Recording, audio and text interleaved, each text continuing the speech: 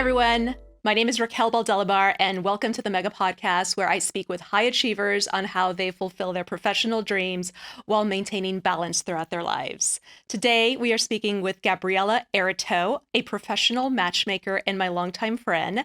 Gaby was born and raised in Berkeley, California, and has lived all over the world, including Greece, Bali, Panama, New York City, and LA.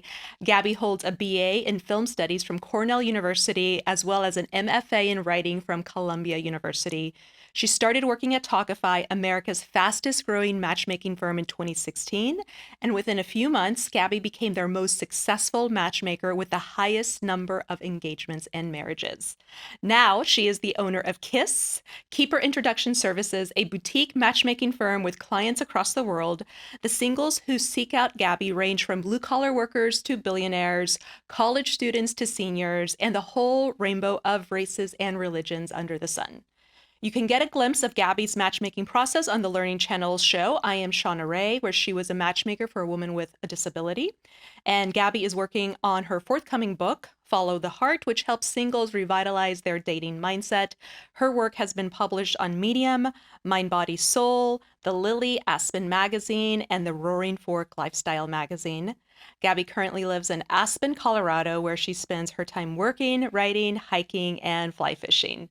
Gaby, welcome to the Mega Podcast. I'm excited to be here. Thanks for having me. So good to have you here. And to people, to our viewers who don't know this, I've known for Gaby, how long have we known each other? I'd say 5-6 years. Yeah, at I this think point. it's been about that. Yeah. And we've had such really wonderful, intellectually deep conversations about relationships and dating and your process for matchmaking, which I just find fascinating. But now it's really great that we can actually talk about this like to just my audience. Yes. So the first question that I just like, I want to ask, I know my viewers ask this, like, how do you get to become a matchmaker? So like, tell me your story, because you didn't start out this way. I mean, you were like in entertainment. Yeah, I worked at the William Morris Agency. Right, before you even did this. So just kind of give our viewers a little bit of a summary of how you got to be a matchmaker.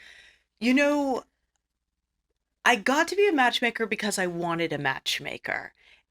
One night I saw an advertisement for a matchmaker. I had seen previous matchmaking advertisements. Sometimes you see them on things like airplanes. But this one particular night, I was sitting around thinking about my singleness, thinking about, how I was going to sort of do things differently. And an advertisement popped up on my phone as I was scrolling. And I thought to myself, oh God, this is an incredible service. Like when you think about it, that you have another person who's going to go and find people for you instead of having to do it yourself and cut out all of the communication that can go so awry and go to nowhere.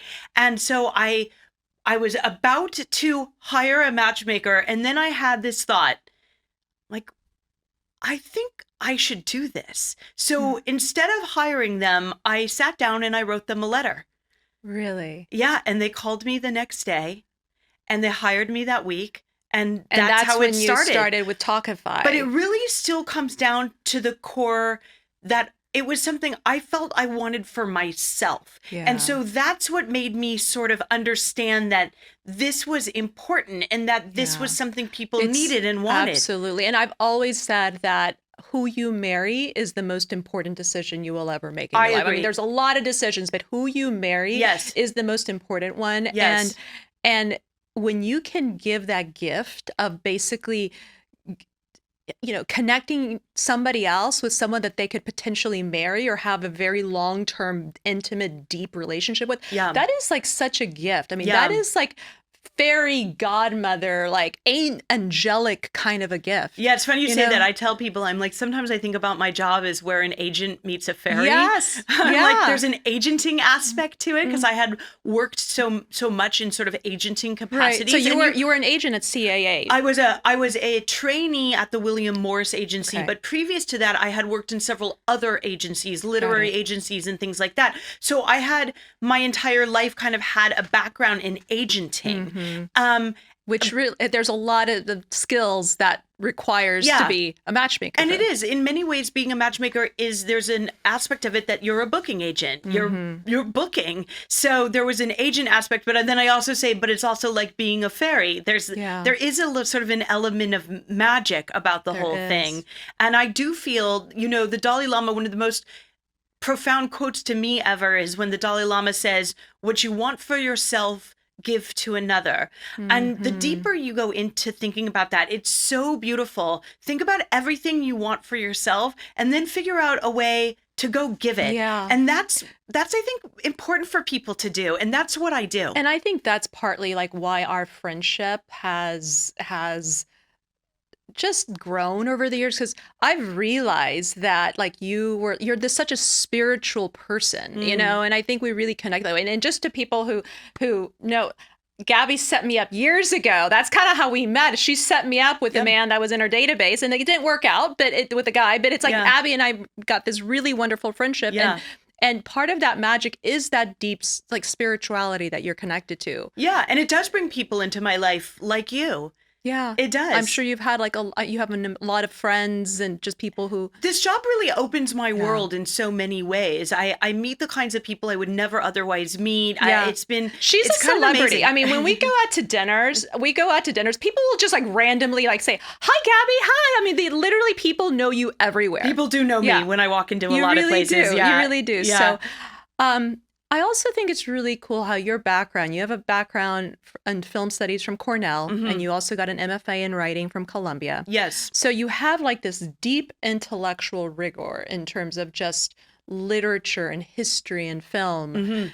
How do you think that like all of those learnings have they been relevant to what you do as a matchmaker, or I still like the story of things. The story is, I love love stories and I love romance stories. And in many ways, what I do now is I participate in the story. So for me, I think, I have converted some of my love for storytelling into my passion for this business. Because there is a story. And when people do get married that I've introduced, there's a story about the match itself and that they used a matchmaker and where that first date was. And I'm a player on the stage, to use sort of Shakespearean language, right? Yeah, you kind of are creating the fairy tales. Yeah, for people. And I'm in the fairy tale. Like I'm a minor character, I'm a supporting character, but I'm in the fairy tale. You're huge. I mean, you're a major character. You're the one that put it all together. I mean, you created those two stages together. Yeah. I mean, there's a great Shakespeare quote that says, "All the world's a stage, and all the men and women are merely players." Right, exactly. They have their exits and their entrances, and one man in his life plays many parts. Right. And I think in many ways of what you do is that you basically find a way to find people who are living on their own stage and then bring, how do you create their stages together? Yeah. And you do that day in and day out. Yeah, merging the lives of two individuated adults is kind of a phenomenon. I mean, to me, every relationship is a miracle. I think of them as they still kind of blow me away. Every single relationship is a miracle to me, because when you think about what it means to merge your life with another person, it's kind of a big deal. Oh, especially nowadays. Yeah. And you're at Tawkify, you got the most number of engagements and marriages. I did. All of your competitors. Yes. Talk about the industry, the matchmaking industry. Yeah. I mean, I find that sometimes it's just people sometimes just take the money because, you know what I mean? I feel like that is a very big common thing where somebody is just willing to pay a lot of money for just a series of just a lot of dates. But where do you think you fit in the matchmaking industry as a whole? I feel like with so many industries, there's just good people and bad people. And I don't mean that they're bad humans. I just mean they're bad at the job. And I think that there are bad everythings. There are bad plumbers, there are bad house painters. There are bad seamstresses. And then there are really, really good ones. And I do think that it's a kind of an interesting industry because there isn't any regulation or licensing or overseeing or insight or that's right. anything you have to do. People say, how do you start as a matchmaker? And I say, well, you can just start. You can just start matching people. You can start, find a client. If you can find a client, now you're a matchmaker. Right. However, being good at the job is different than that. But there are people who are just in it for money, just like there are people who are in medicine for money. What do you think what is required to be a good matchmaker, you think?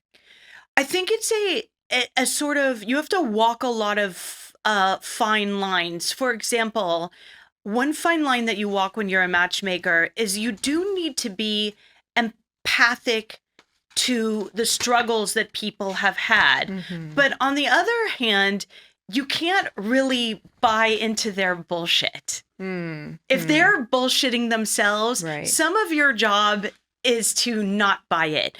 And so you have to walk that line where you feel for them and you feel for their experiences, but you also have to know how to put your foot down and where to correct them and when to say, no, we're not going that direction. I'm not buying that. So there's, to me, when I think about why I succeed in this job, it's somehow I am able to carry simultaneously what seem to be almost contradictory traits. And all of the matchmakers that I know that I like and think do this job well also do the same thing.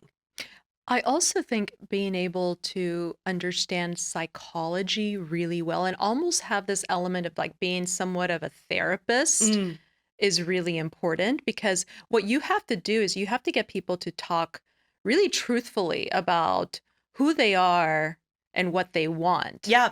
And in order to do that, they have to feel really comfortable talking to you. They do. I tell people all the time who call me, who are interested in working with me, that they need to be feeling it for me. Mm-hmm. You shouldn't work with a matchmaker that you don't like or that you don't trust or that you don't have a good feeling about, because then the whole experience and the whole journey is kind of off on the wrong foot. Mm-hmm. So, that's your first instinct is the instinct of who you're going to pick to do this with you. Mm-hmm. People tend to be pretty honest with their matchmakers because there's money on the line and they want to get value out of what they've paid. It may not be as much the case maybe with somebody who's in the database, but there's a lot of tricky things with being a matchmaker because you have to have conversations that might be quite uncomfortable in other realms. Well, even just like what you were saying, people are paying you money. Yeah. So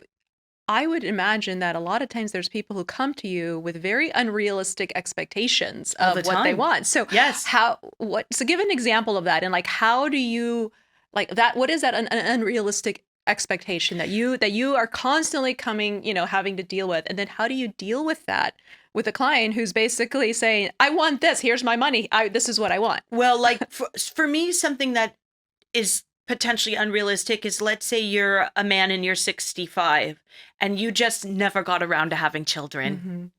And now you've decided that this is what's going to give meaning to your life.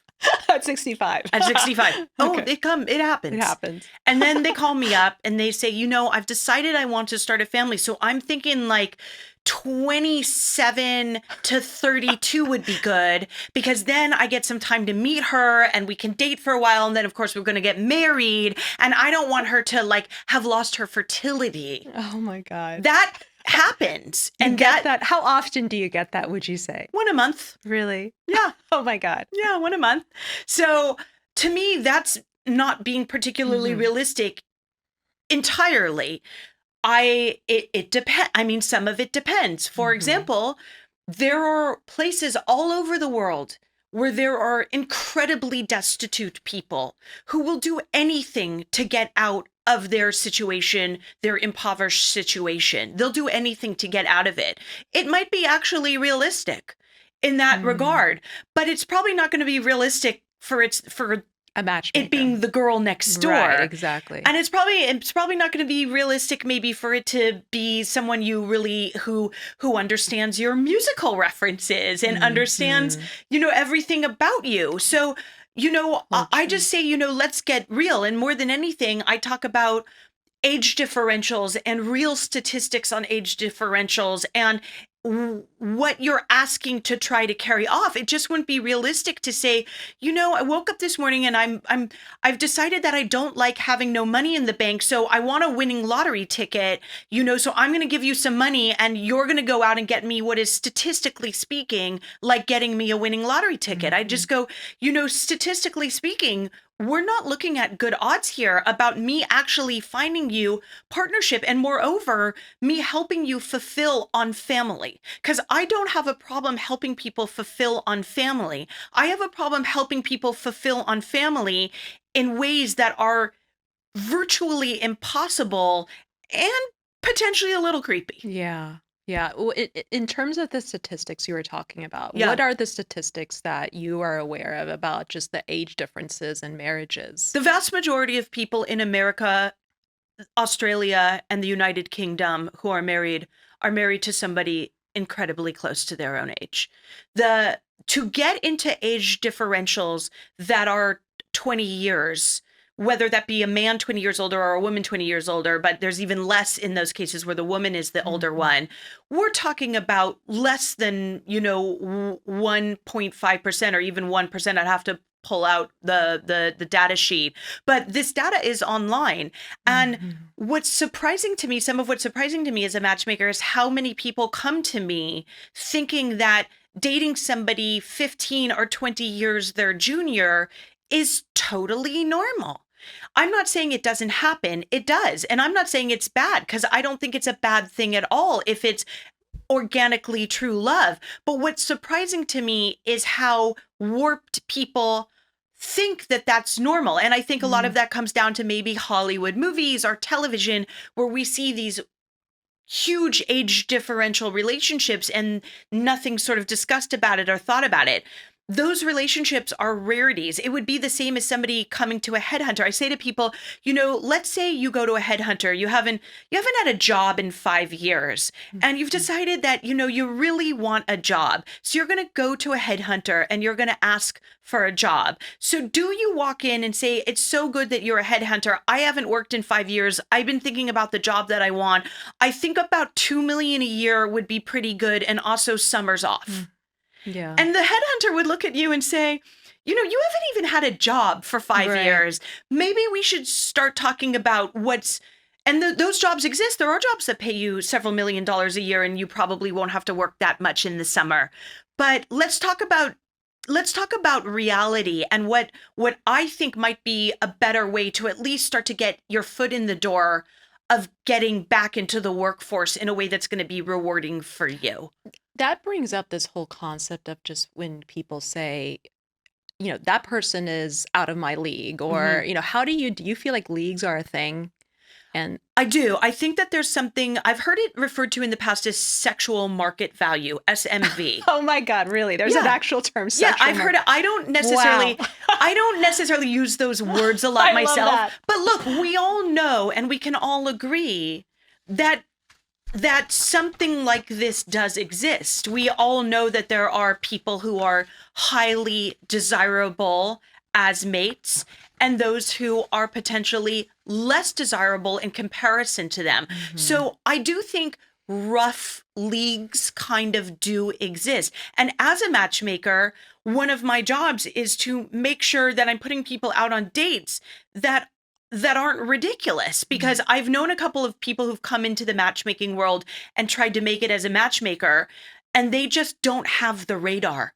They don't have a sense of like a hotness factor for people or a sense of league. And they just end up putting a lot of frustrated, unhappy people together out on dates, so you have to kind of have that sensibility of, is this actually correct in some ways in the world? And there are premiums in the world that balance out in certain ways. Is there sexual market? What is the term again? Sexual market value. Sexual market value. Yeah. But it's also sometimes like you look at some people like Marilyn Monroe, and who was the person that the screenwriter she married, Arthur Miller. Right. I mean, you look at somebody like that. Yes. And you think, like, how can they be a couple? But Yeah. there's something about the two that really, But to me, that relationship makes sense. it does. Yes. Really. Yeah, it didn't work out. Of course. But it made sense. But it goes back to also, I think, the compatibility. How do you look at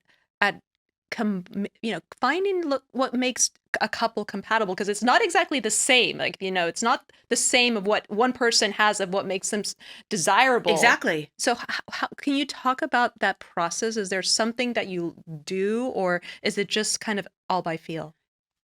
It's not all by feel. I think that there are several what I would call like branches, or maybe columns.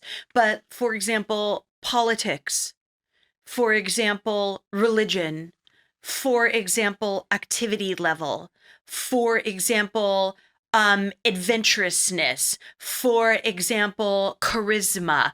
There's all of these different things, and not everybody you don't need to match somebody in all of these different ways, but it's gotta work in that somehow it balances out where both parties are looking at the other party feeling like feeling really excited that they've done very well out in their selection process. And for some people that might be a little bit of, well, I'm an introvert and I really love that she just walks into a room and can talk to anyone and this is really good. And so those kinds of things sometimes opposites actually can be good together. But ultimately, you need two people who are going to ultimately get along and see eye to eye. Yeah. And I put people together that I believe will do that. On the same note is, like, you might see two people who on paper seem like they would be a perfect match. Yep. But then you talk to each of them and you feel like this just isn't going to work for them. Yeah. I find people maybe who, like, maybe you wanted to match me, or I would go out with them and on paper they seemed great, but then there was no chemistry. I think personality is really important, and it's hard to totally quantify somebody's personality because our personalities are dynamic and they change with whoever we're sitting with. So for example, I consider myself very funny, but I'm very funny around certain people. And I'm not funny at all around other people. And I think if someone said, oh, Gaby, she's a real jokester. She's always coming up with witty, funny things to say. Somebody else would say, not the Gaby I know. So I do think that when two people sit down together, there's almost this instantaneous, organic agreement, subliminal agreement about who they're going to be together. So that's got to take place on the date. So there's a personality thing, but then I also do think there is a chemistry thing. I sort of call it like the smooch factor, which is you're out with this person. Do you want to smooch them or not? Yeah. And you could have very similar outlooks on life. You could even have a similar sexual market value, but you just don't want to exchange bodily fluids. You just don't want to. You can't, the thing about chemistry is that it's either there or it's not. It's not a checklist. Yeah. But I also do think that chemistry can build in certain cases. I think for some people, if it's just completely absent, it's never going to be there and you'd be wasting your time. Yeah. But I'm a big believer in, like, if there was enough, why not have a second date? Why not have a third? You don't have to have a fourth. Certainly don't go into a full-fledged relationship with somebody that you're feeling a lot of uncertainty about. But sometimes that little seed of intrigue that might not read as sparks or fireworks from date one can become something else. And I also think our priorities change over time. I mean, my priorities aren't the same that they were when I was 25. And that tends to be the case for most people. Our lives change. We change. Who we like changes. Yeah. Your body changes. I mean, your body changes. So your jobs change, your circumstance changes. And so the truth of the matter is, chemistry, which might have been really important to you when you were 24 years old, maybe at 54 years old, it's not as important as finding someone incredibly trustworthy. That's just so fascinating. in terms of just even just the chemistry, I mean, what I've also discovered is that like like I might think somebody is just okay on a first date. Hmm. And then over time, I get to know them and I discover something like a skill that they have, like they're an incredible cook, or they teach me something that I don't know.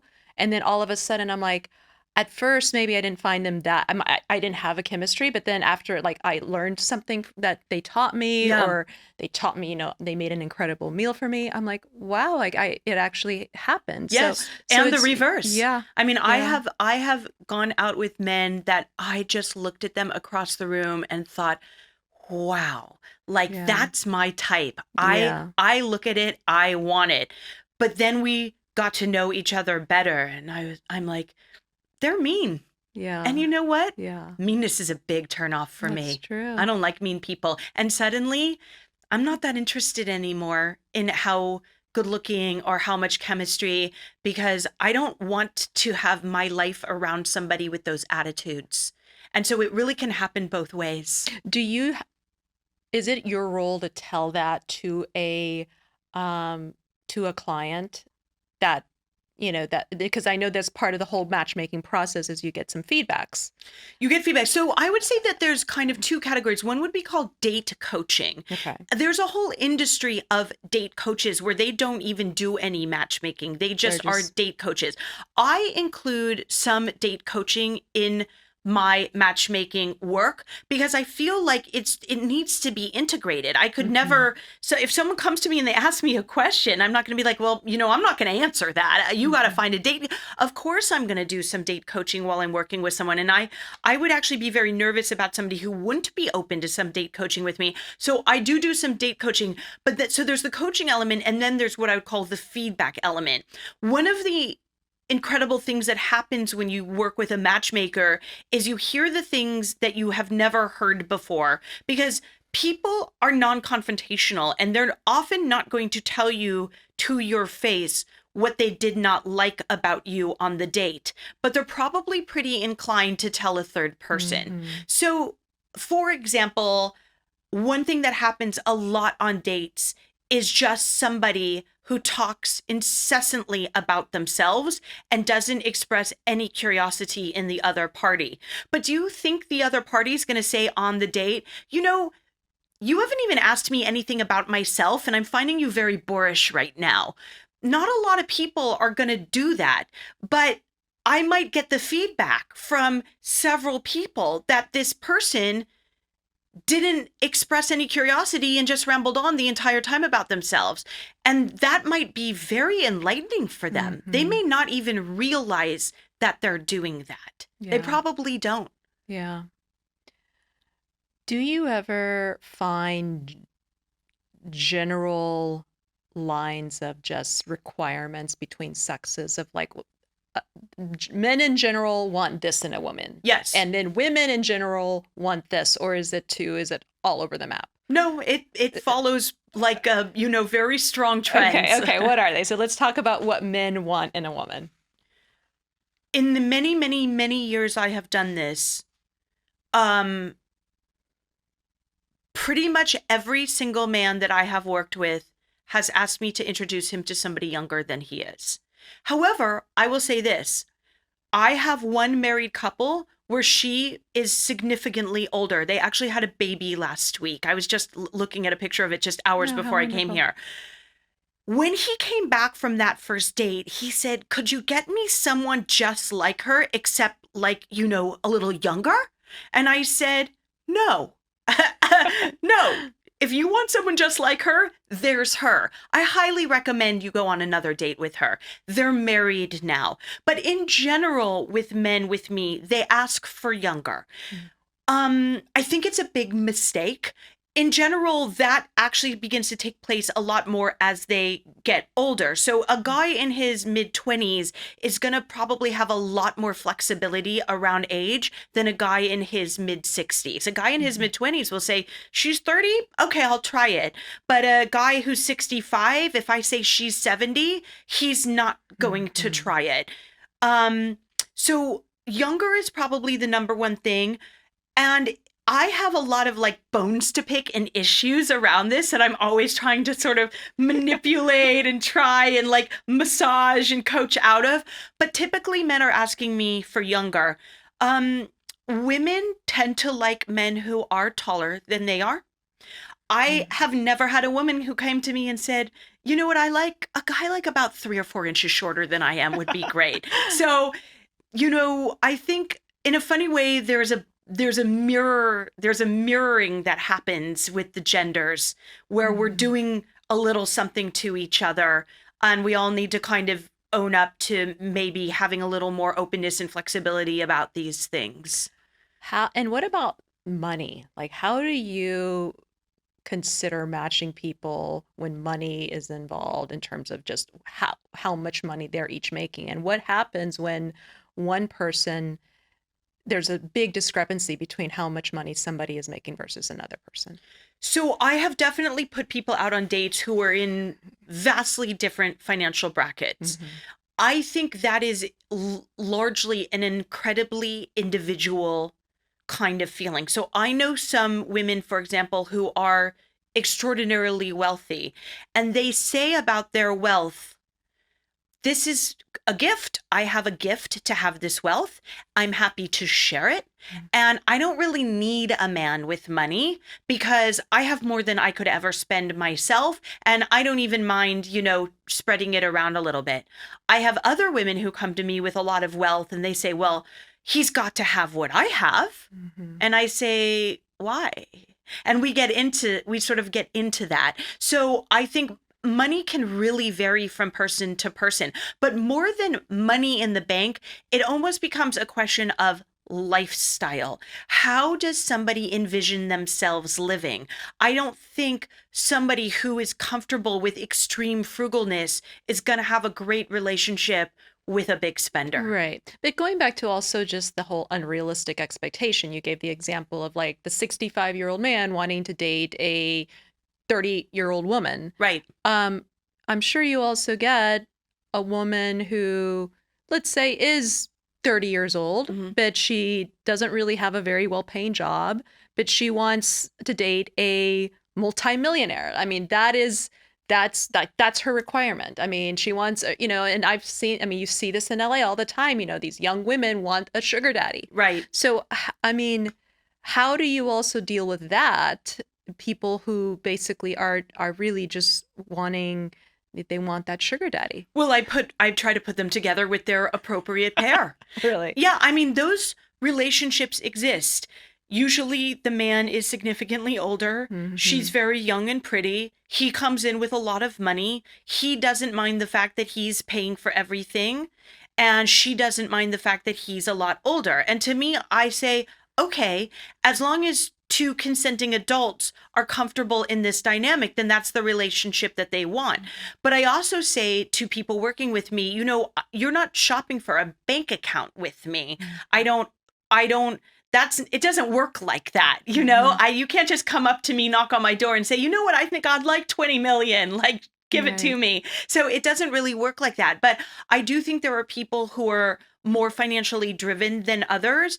And I don't necessarily have a problem with that. I just see if there's an appropriate match for that. But for example, if somebody came to me and wanted to hire me and she said, look, I make very little money, but I'm going to take whatever little money I have and I'm going to hire you, and he needs to have a minimum of this many millions, I would probably not take that client.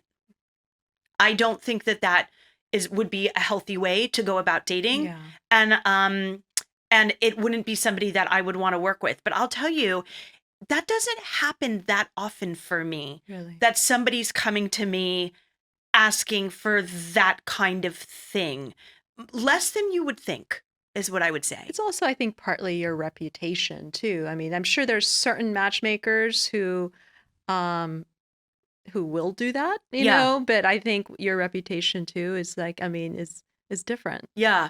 Well, I make all kinds of couples. I certainly have I have had many male clients who had an enormous amount of wealth and put them out with women who had no wealth, who were kind of what they were asking for, and they've gone on and dated and had relationships. So I'm not opposed to this. What I'm opposed to is somebody who isn't thinking about what's realistic for them.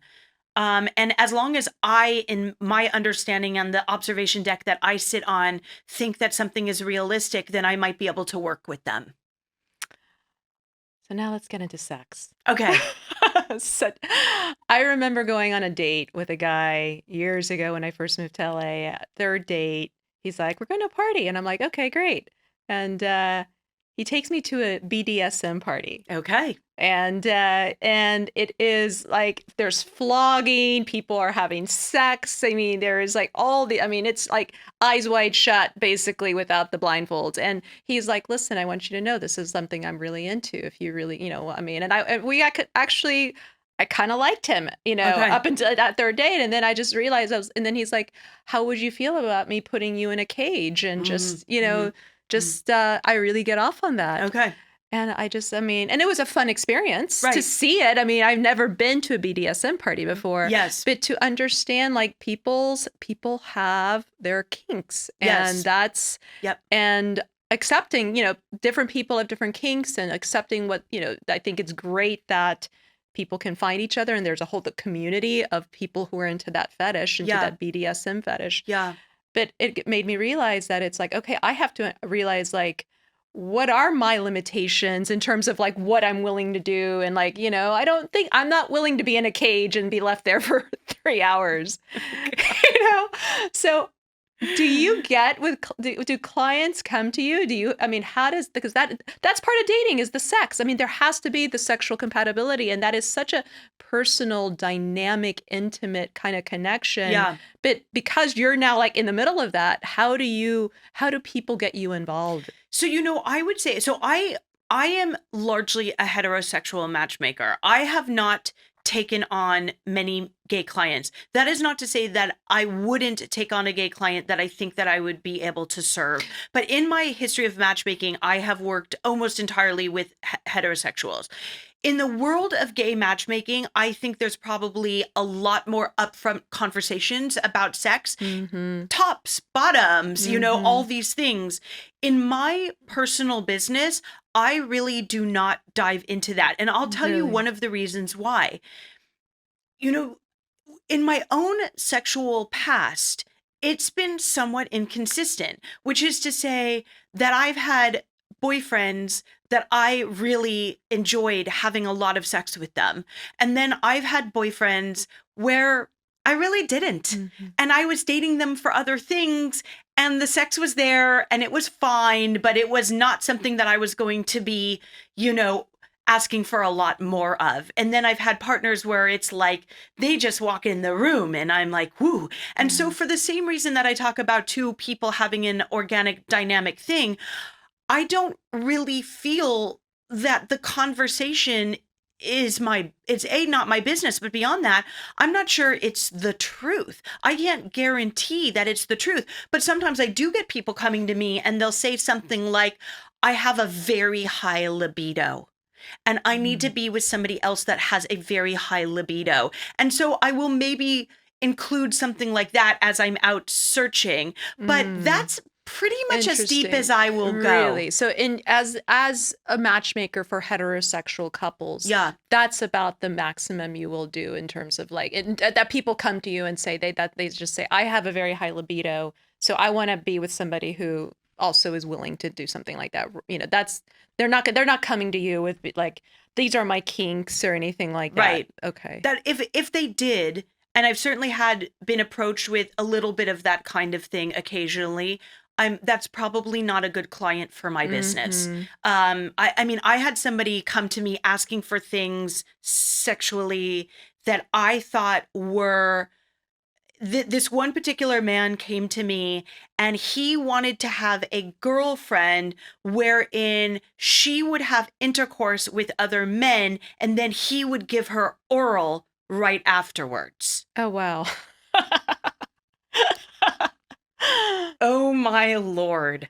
Wow. Oh my Lord. And my thought about a guy like that is I'm like, if you want to go out and do whatever you want to do. It's a free world if you want to do what you do. There is no way I would take a client like that. And there is no way that I would spend my life and my time seeking that out for somebody. That's just not a fit for me. I think as a small business owner, one of the most important things you can do as a small business owner is know where your boundaries are and who's good for you. Because the most important thing for me is that I be able to continue to offer this service to people. Right. And I don't want to put myself in situations where I have to end my service, not just maybe legally, which certainly could be a case, but also psychologically. That doing that would make me hate this job, Right. and I would rather go sell cars. Right. So so that's about as deep as I go. My feeling is, you know, I create opportunities, and when you're out on a dinner together or two, you can ask each other those questions in the ways You that don't you need, would. you don't need to get I involved don't in need that. to get Okay, involved in with that. That's my feeling. What is, you say you only match heterosexual couples. What is different about matching LGBTQ? From the people that work with me in that world, or our colleagues that I know who specialize in that, there's just what I would call kind of categorizations that are beyond my knowledge, that go deep into that kind of world. That is a lingo and a way of seeing things and classifying things that I just don't have a ton of experience with.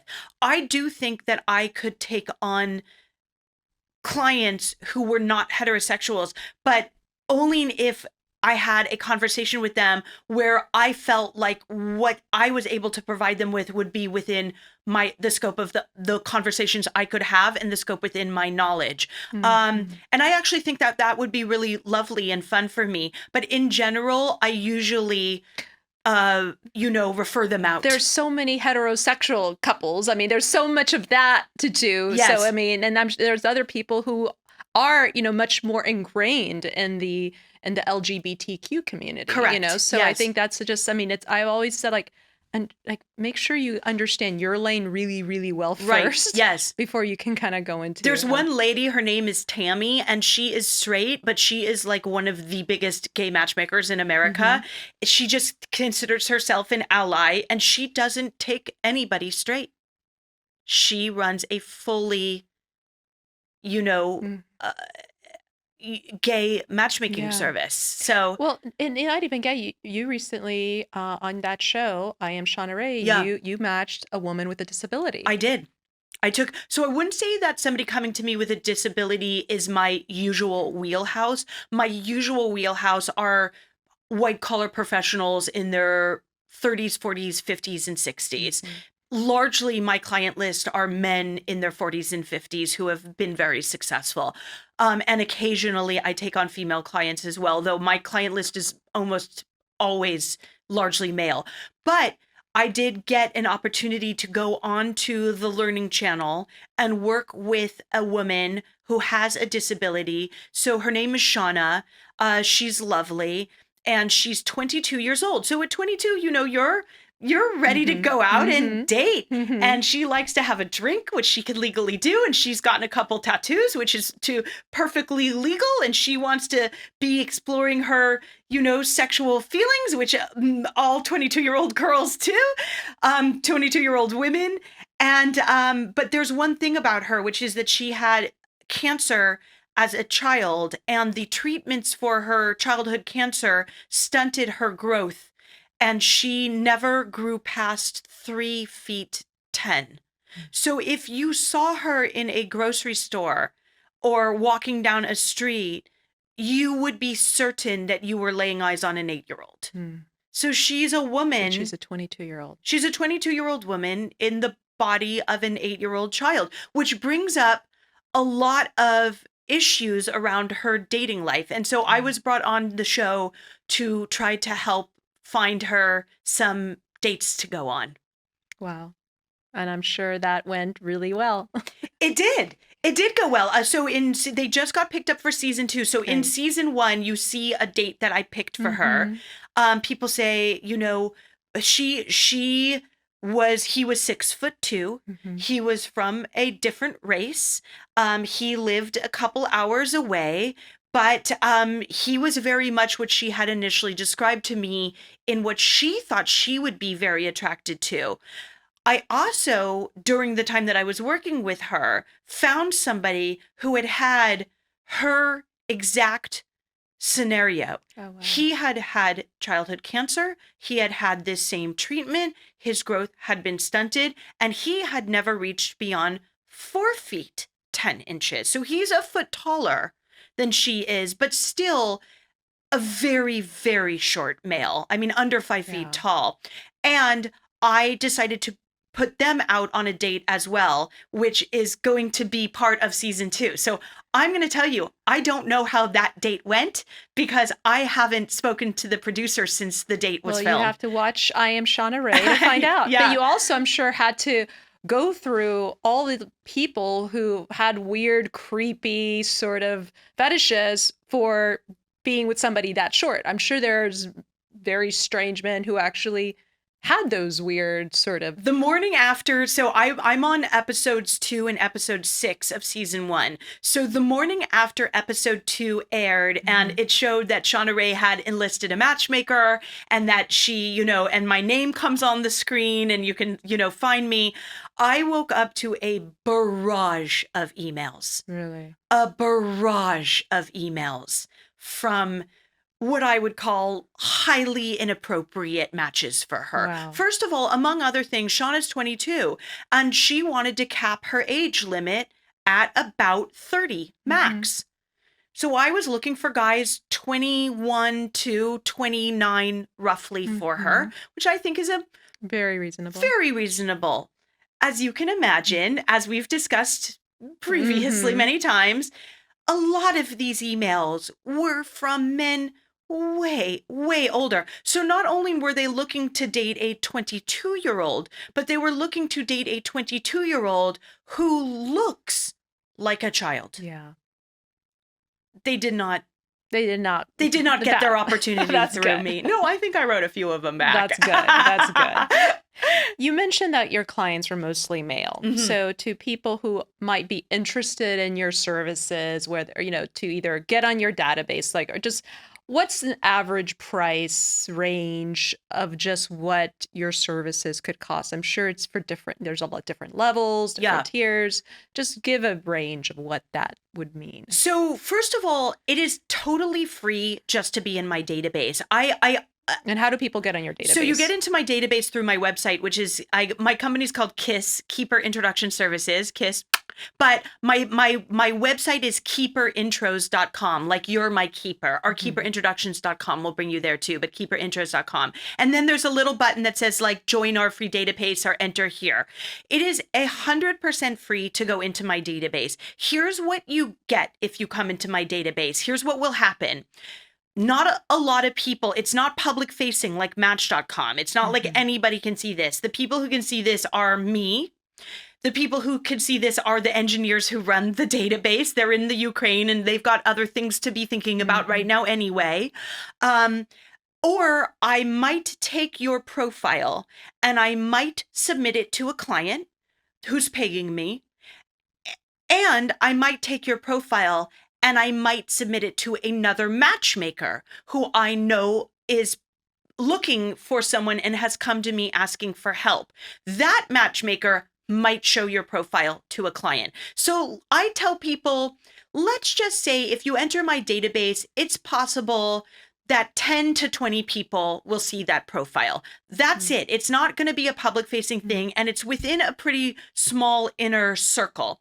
It's completely free to do that. And if my client says, yeah, I like that profile, I'd like to meet them, I will call you up. And if another matchmaker says, oh, that person in your database, yeah, I'd like to introduce my client to them, you will get an email from me that says, I took the liberty to show your profile to a matchmaker that I work with, and they would like to contact you. May I send your telephone number or your email to them? So I make sure that everything's comfortable and good first. And then I will call up that person Mm-hmm. and say, if it's my client, I will say, I have this client. Let me give you a description of who this person is. And I expect my matchmaking colleague to do the same. So nobody's going out on dates that they don't want to be on and haven't agreed to. And all of this costs $0 Mm-hmm. just to be in my database. For somebody who wants to hire me, and therefore I am working on their behalf as their matchmaker, which means that I am guaranteeing that I'm going to be seeking for them, working for them, and sending them on dates. It is quite a range. That range has to do with our contract, whether it's temporal, so by the month, or whether it's by the date. And largely that is a distinguishment I make with people who come to me based around their net worth.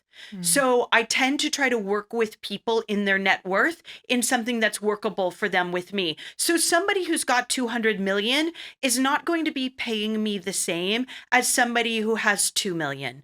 And so I ask for a lot of financial transparency so that I can work in with a contract with somebody. The other way that that contract could be different has to do with things like age, gender, expectations, and also just my own personal network. So if a fabulously gorgeous 35-year-old man comes to me who was an ex-model and now runs a digital agency and makes $2 million a year, and he says, Gabby, I'd love to meet someone. I'm willing to date up to 37. That is probably going to be a very easy client for me to start to find really good matches for, because of the database that I already have, because of the people that I've already worked with in the past, because maybe he looks a lot like a client that I had a few months ago who was asking for a lot of the same kinds of things. That person is not going to pay me the same as, let's just say, for example, an 82-year-old woman who comes to me and says, my husband of 50 years, has passed away, and I think I'm going to live another at least 10 years, and I'm used to having a partner, and I'd like to see if there's somebody else. That's probably going to be a harder match for me. And so that person's going to be probably paying me more, somewhat because when people pay me and the fee that they pay me, I also pay fees out on that in order to go networking with all of the other boutique matchmakers around the world that I trust and respect. And we have a fee system. That's And great. so I have to work, I have to claim a number upfront with a client that allows me to be paid for my time, but also allows me to have the fees that I know I'll need. And I never tell them what those fees are. But that's also so that you can go and then pay your network of other matchmakers and people that who are giving you, just the information on people. That's who, right. And I don't say to one client, oh, I had to offer this other matchmaker that I knew would have good matches for you X amount of dollars. And my other clients, I only have to offer X amount of dollars. None of that's their business. Right. That's my business. Right. You don't worry about that. You don't think about Right. that. You worry about me and I'll worry about you. So in that regard, there can be quite a range. But, my lowest price points typically are starting around $8,000 or $9,000, and my highest price point is typically running around $45,000 or $50,000. So it's a big range depending on lots of different factors. But I want to be able to offer my service to people and to people I know that I can serve. So we just start there with, am I a good matchmaker for you? Can I get you what you want? Do I believe in my ability to match you? I feel like a lot of people come to you after they've had some negative experiences on Match.com and all, Hinge, Bumble, all these different dating apps. Yes. What has been you're dealing with just the personal, the one-on-one. I mean, it's very personal, very hands-on. Yeah. Whereas my experience with just these dating apps, I mean, there's so many, I think it's really, in many ways, it's changed the culture of dating. But I think one of the biggest flaws that I've seen with it is that you can filter based on just these very strict categories, age and religion and height. And you might miss somebody that actually, is you would have had a connection, but they did not meet your filters. Yeah. I remember there's times where it's like I met a man who I thought was just like really interesting, but he just he would not have fit my filter. That's right. He wouldn't have come up in your search. Right. He wouldn't have come up in your search. Right. Yeah. And I probably wouldn't have come up in his search. Maybe not. And but I think it's there obviously has to be a way you filter. Yes. But I think it's a flaw. I do too, which is why I always tell people too who are working with me, I say, work with a matchmaker, be on the apps, and go to parties, go to events, get involved with charities, because people talk in finance about multiple streams of income. I like to talk about multiple streams of dates. I agree with you. I think the apps have there's a lot of limitations with the apps. And then there's going to be potentially limitations with me. And then there might be limitations with the charity that you decide you're going to go get involved with. But hopefully the right person walks through one of these doors. Right. And I do think that when you work with a matchmaker, you suddenly do sort of bring your A game. I cannot tell you how many times this strange phenomenon has happened. So, for example, a few months ago, someone came to me, an anesthesiologist who had been on Match.com for 12 years, a divorced anesthesiologist. He said, I have been on Match.com for so many years. It is the worst. I never meet anybody. I've never had a decent date. It's been 12 years of suck. So I think it's time for me to hire a matchmaker. I say, okay, he hires me. I, give him couple little pep talks. And then I say, but don't cancel your match yet. You've paid for the month. Might as well keep it open. Well, lo and behold, he met someone on Match. Like 5 days after he hired me. Yeah, they're engaged now. Oh, wow. And I say, I'm not going to take total credit, but I'm going to take a little credit. Right. Because I do think that his energy shifted. Right. And there was something in the shift of the energy that maybe allowed an opening or an access that hadn't been there for him before. So it is a phenomenon that it's like you suddenly decide you're going to put your money where your mouth is, you're going to bring your A game, and then it feels different. It feels different to even go on a date. I think going on a date through a matchmaker or after you've hired a matchmaker does not feel like other dates you have been on. And I also think part of the reason you talk about that energy shift is because I think just the gamification of the dating apps has almost elongated the process of casual dating. There is the end goal isn't necessarily to have a serious relationship or get married. I think that it's in many ways it's just to go on as many dates as you can. So it's when someone decides to hire a matchmaker, I feel like there's usually a little bit more the end goal. It's like, what is the end goal I want? Right. So I'll tell you, with the apps, they are media companies. And by media companies, I mean that their goal is to sell advertising space. The way that you get the highest price for advertising space is to have the most eyeballs. So every time you get off the app doesn't like it. The people who run these apps, they don't want you leaving the app. When you look at the business plans and the prospectus of these companies, they never use the word marriage. They never use the word relationship. They're not interested in marriage and relationships. However, you will die in the world of matchmaking if you don't have success stories. Success stories and word of mouth are my lifeblood. So people sometimes say, well, don't you want everyone to fail and then to hire you again? And I say, I would have been out of the business years ago. It's much more important to me that I can show pictures of the wedding, the beautiful wedding that took place, the baby that just got born, the big, beautiful ring that somebody just got proposed to. Right. That's important to my business. That is not important to Tinder. Right. The goals are totally not They're aligned. totally different. Yeah. They're totally different. Plus, I say to people all the time, I'm spending my life doing this work. I have a lot of opportunity to go spend my life and do something else. Hmm. So I wouldn't be devoting my lifeblood to work that didn't have success for me. I wouldn't want to stay in this business. I'd go sell cars. Right. Again, I'm like, I could go sell cars. Do you think that the culture of dating overall has shifted? I mean, you're in the business of trying to get people to get married, Yes. long-term relationships, but Yes. broader, beyond, I mean, just stepping outside of that and looking at just just the culture of dating and marriages. We have less marriages happening now. Many less. And is it because you think of just more and more people are connecting on apps, and it's changing the culture of of dating, what the end goal is? Yeah. I think a few things are at play in the fact that we're seeing a large drop off in not just marriages, but relationships in general. We have more single people in America right now than in the history of the nation.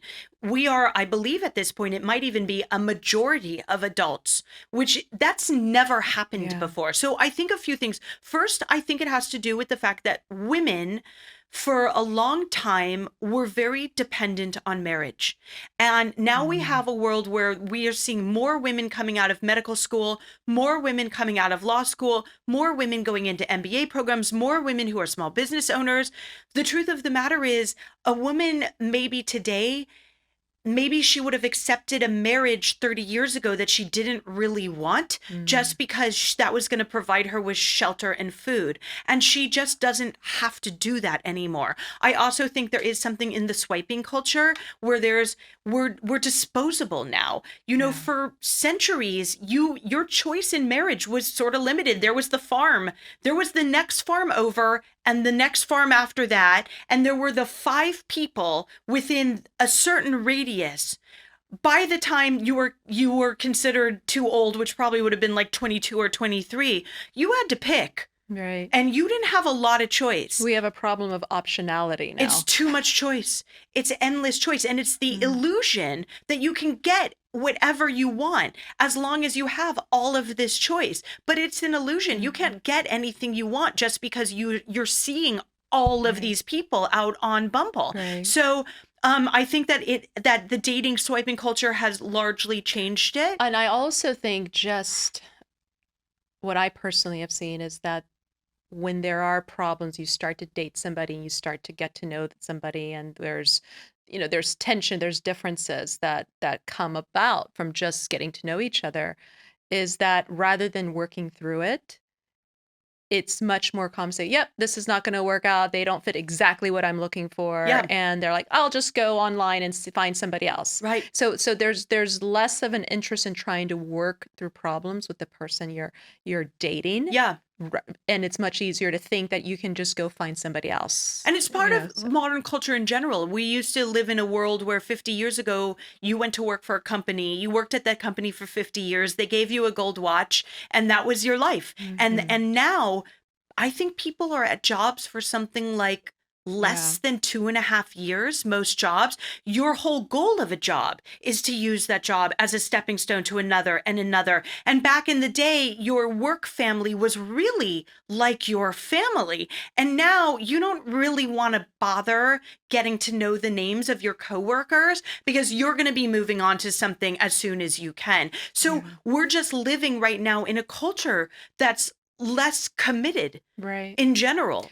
And part of that commitment, just from what I've seen from other friends who've complained about dating, and is this concept of how ghosting is becoming a lot more prevalent. And it's almost becoming an acceptable form Yeah. of just ending relationships. And what I've also seen is that it's like because there's less marriages, Yeah. there are more breakups happening. There's more breakups and more, and the way that's happening, it's just ghosting, or the Yeah. slow fizzle Yeah. is becoming just a much more common form, acceptable form. And Yeah, I mean, my personal feeling about ghosting is that it's acceptable under certain circumstances. I don't think you should ever ghost someone you've been intimate with. I don't think you should ever ghost someone that you have future plans with. Mhm. But if you've gone on 2 dates with somebody and you've had dinner and it hasn't moved into anything physical, and you have come after 2 dates to the conclusion that you're not interested, do I think you necessarily owe them a breakup text or a breakup call? Not necessarily. So for me, ghosting is an okay way to step back in early stages and when there's been, still a certain amount of distance kept. In some ways, I actually think that it's merciful rather than, hey, Right. we had 2 dinners together and I've thought about it and I'm not that interested. And I Right. think most people who ghost, hopefully, some people who ghost might be trying to be merciful. Others might just be cowards. Sometimes you just don't want to you don't want to tell somebody you're short, fat, and ugly. Right. I mean, You just- you don't want to right. say that. Right. Or you just, So- the bottom line is you just don't want to bring them a bad, sad experience. And somewhere Right. in your gut, you're like, it's just not my person. Yeah. And so I think ghosting is okay. But I'll tell you, if you ghost somebody because you've been on 2 dates with them and you've decided you don't want a 3rd date, and you've decided you don't need to actually like break up with them because there's nothing to break up. You've had a couple of dinners. If they contact you, I think you owe them a response. But my feeling is they probably will get the picture, Yeah. especially if you've been in the habit of initiating the contact. But if you hear from them and they say, I haven't heard from you, did something happen?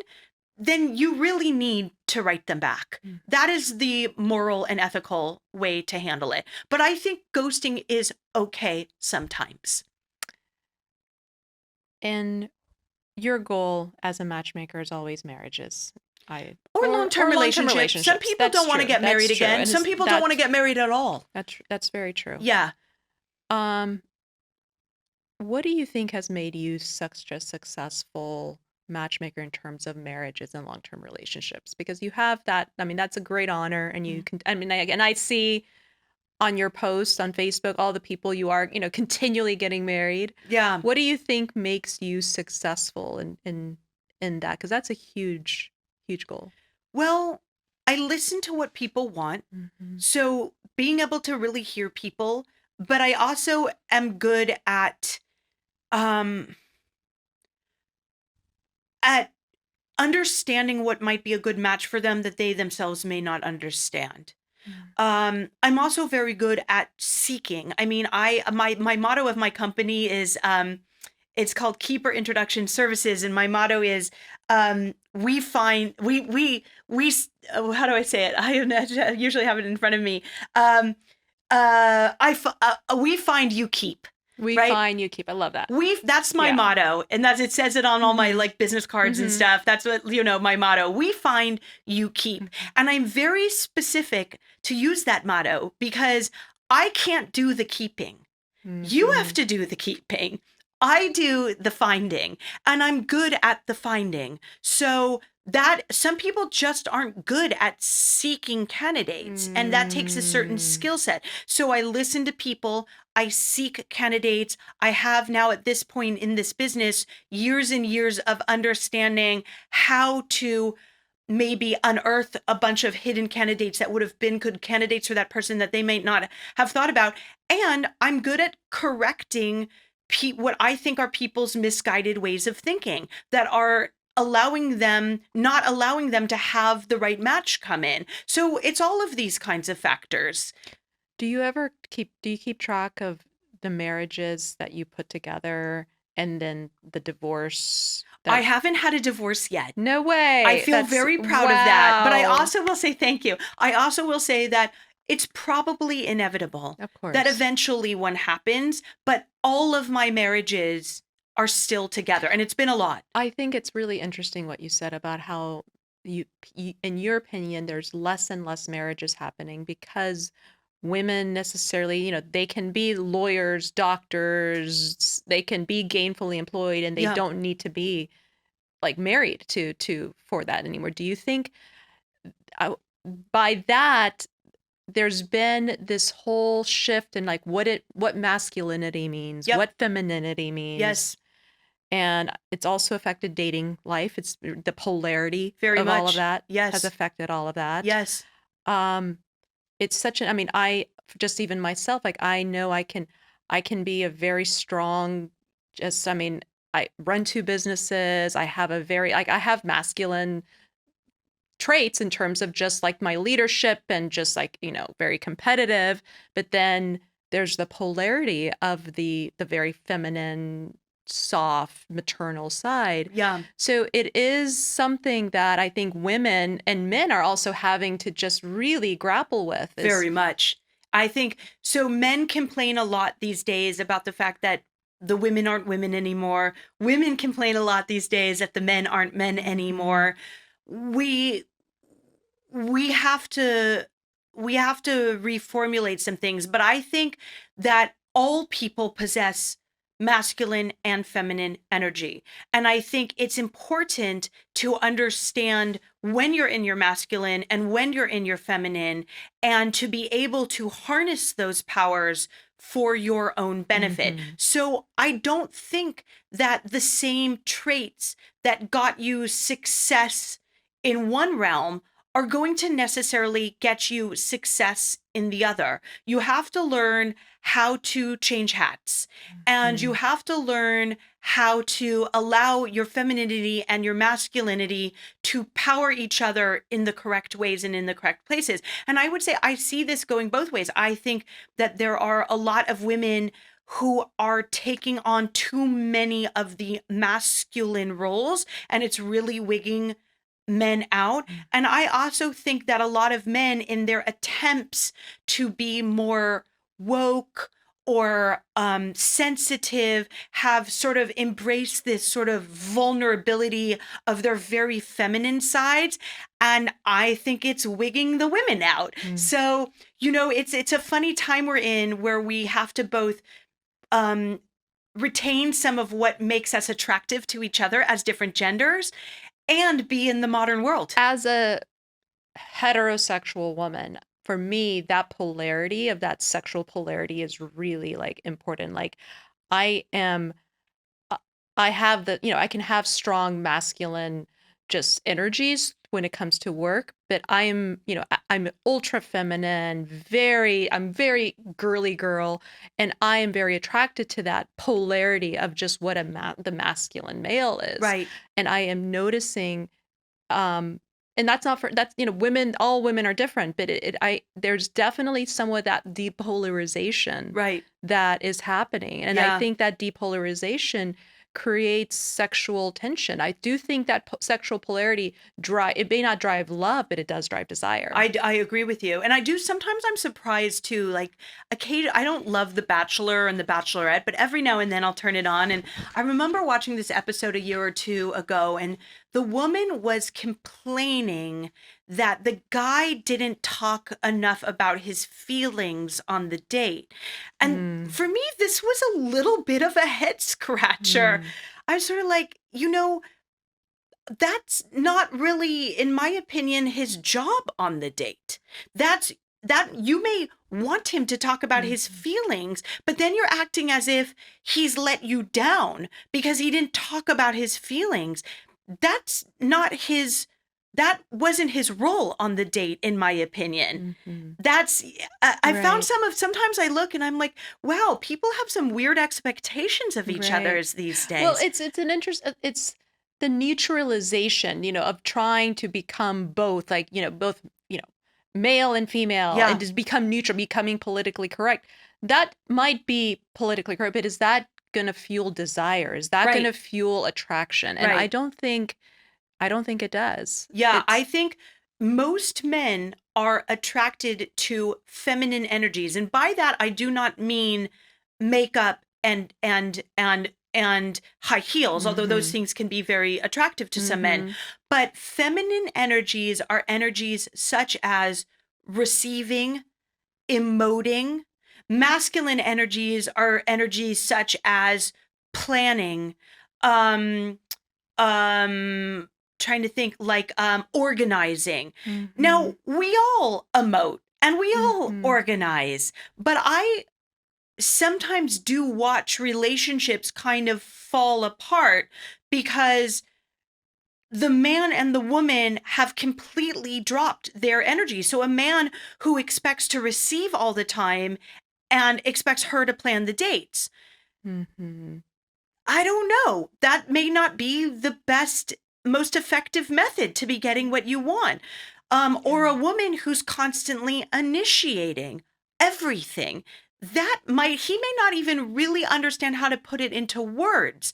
But if you're the one doing a lot of initiating everything and getting things going and planning things and organizing things and starting things off in these kind of more traditionally masculine ways, on some level, he might enjoy the ego stroke. And on some level, he might enjoy being able to kick back and go for the ride without the work that he's usually done. But I honestly think that somewhere on some level for him, that might be more of a turnoff that he's able to really put into words. So it is important to understand when you're being in your masculine, when you're being in your feminine, and if it's going well for the partner. Yeah, no, and it's all about balance. I mean, that's what this whole podcast is about, balance. And that is something that I personally have had to really work on, just attaining my own balance, because I, have, through what I have to do in building just my projects, my companies, like I have to take on more of those masculine roles. Mm-hmm. And I enjoy it. The competitiveness, the even like the poker playing, like there's all of that is there's masculine sort of energy there, but there's then I have to counterbalance it with the other things like cooking and gardening and watching love stories and, talking to you about relationships and you know what I mean? So, and feelings and all of that. So it is a balance between recognizing your masculine energy and your feminine energy, and then what is that balance between the two, and what for you, what's healthy for you and the people. And that's where it's so unique, it's so personal. Everyone has their unique, that pendulum of what fits for them, the masculine and the feminine. But it is, I think, really important for people to recognize the two. And honestly, like,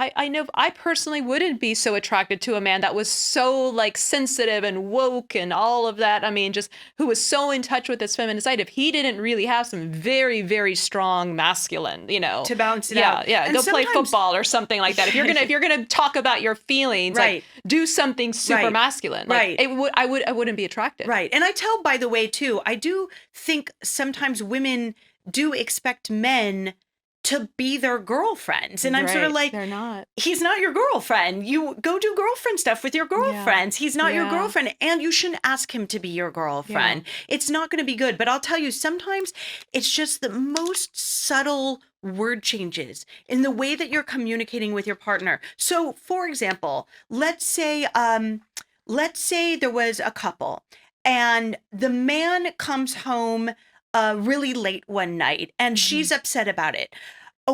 Something she could say is something like, don't ever go out late again. Another thing she could say is, when I was waiting for you and you came home late, I felt so sad. I felt so sad.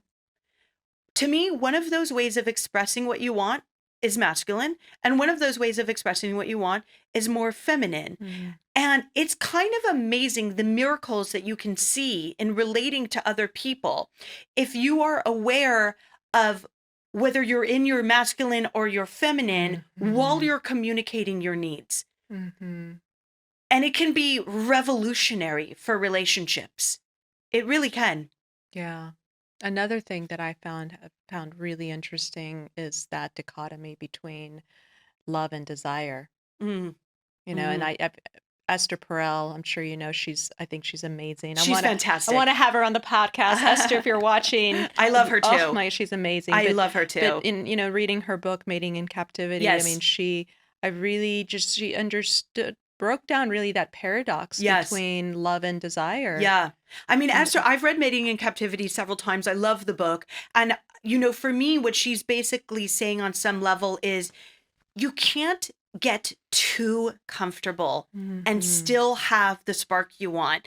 Lots of nights in watching Netflix in your pajamas and sharing a bucket of candy is comfortable, but ultimately that may not be fueling the flames of desire. Right, And so right. she really talks a lot about comfort and desire, and that you have to be kind of holding some distance Mhm. away from what Yeah. might be the most comfortable thing you can Desire possibly needs do. distance. Yes, Desire needs distance where yes, love needs safety and yeah, communication and security. And yes, again, it's the balance, like just like the masculine and the feminine, it's a balance. It is a balance between just the desire and desire and the closeness, the distance and the closeness. that's right. I mean, I know that just when you get into relationships, like you don't really want somebody who's like with you all the time, who's always like wanting, who's living. I mean, you want somebody who has their own individual life. That's what got you attracted to them in the first place. Right. That's right. It's funny. So many people do that. They attract someone with the dynamic, interesting life that they're leading, and then as soon as this partner comes into their life, they suddenly stop. Don't stop. Yeah. Don't stop. I also, and some of this, by the way, some people do like more independence than others, and some people like more alone time. My mother met someone on Match.com in her 70s, and my mother, he likes to be with her all of the time. My Mm. mother would prefer a lot more alone time. They've been together 6 years now. They moved in together 2 months after they met Mhm. on Match. They were sort of under this umbrella where they were like, we're old, we're gonna die. Let's not wait. Let's just get our new life off. Which, by the way, I think is a good attitude. Mhm. It's a kind of a good attitude no matter what age you are. But all of this is to say, my mother and her boyfriend moved in together after a couple months. They've been together 6 years now. They are crazy about each other, but they have an imbalance in terms of how much time alone they would like to spend. And they work it out. They work it out. He finds his ability to give her space when he would maybe prefer to come along to lunch with me, or and then she also goes, well, I probably wouldn't mind a few more hours of going to the library and doing some research for something that I'm looking into, but I think he's spent a few hours already alone today, and he'd probably like Mhm. me to come back and bring some dinner Yeah. too. So that's what good relationships are. You're never going to find that exact mirror of yourself, and nor would you want to. This whole podcast is about balance, and I want to get into a little bit about just how you manage just your professional life as a famous matchmaker, very successful matchmaker, but then you also have your own personal life and your own romantic life and dating life and your own health and fitness. So, first of all, like how do you make sure that the drama, like you deal with, I'm sure, a lot of just the dating drama of people, and that all these people are coming to you and telling you what they want, this and this. How do you keep that from affecting your own personal life and your own outlook of dating and relationships? I can't say it hasn't affected me. I actually think I'm quite osmotic. And I think that it does affect me. And I think that it does shape my worldview. Mhm. Sometimes for the better and sometimes for the worse. But mostly I'm trying with my clients to care tremendously about something really important to them. And I'm really honored. I have people come to me who run companies of hundreds of people who are really big shots in their world. And they come and ask me Mhm. to, they put the most important thing in their life in my hands. So I am really sensitive and compassionate to what they're going through. But I also have my own little existence, and Right. I'm the star of my own Right. show, of my own life, like we all are too. And I do have to sort of try to find that space where whatever I saw all day in my business, I might have a date that night, and I don't want to bring it into my date that night. I want to Mhm. go out on my date that night and be my authentic self, and feeling free and liberated And from these things. how do you, let's say if you go on a date that night, Yeah. you go on a date that night, what do you do to try to separate yourself from just like this is the world. This is my business. Dating is my business. Yeah. Well, I'm a big believer in small rituals. There's this doctor named Andrew Weil who teaches this particular breath work, 4-7-8. It's 4 counts in, hold for 7, breathe out for 8. You do Oh, that's that great. 4 times in a row, Okay. and you can repeat that twice, but Great. never more. So a full sum total of either 4 breaths or 8 breaths breathed in this way, which I've sometimes heard as threshold breathing. Mhm. I have been a 4-7-8 breather for 15 years. I probably do it at least 5 times a day. Every day almost I do it. That's Sometimes I great. forget. Every now and then I'll do it like one early in the morning and Okay, one so late at night. describe, how does it go? What do we do? So Okay. what you do is you first you take your tongue Okay. and you Okay. put it kind of in the back of your teeth, kind of on Okay. the roof of your mouth. Like that. It's Okay. like there. Okay. Now you take in a breath and you count for 4. Okay. So breathe in 4 counts and then you hold for 7. And for me, this holding of 7 is like where the magic is. I can almost feel the breath inside of me becomes expanses. It's Wow. expansive through my whole body.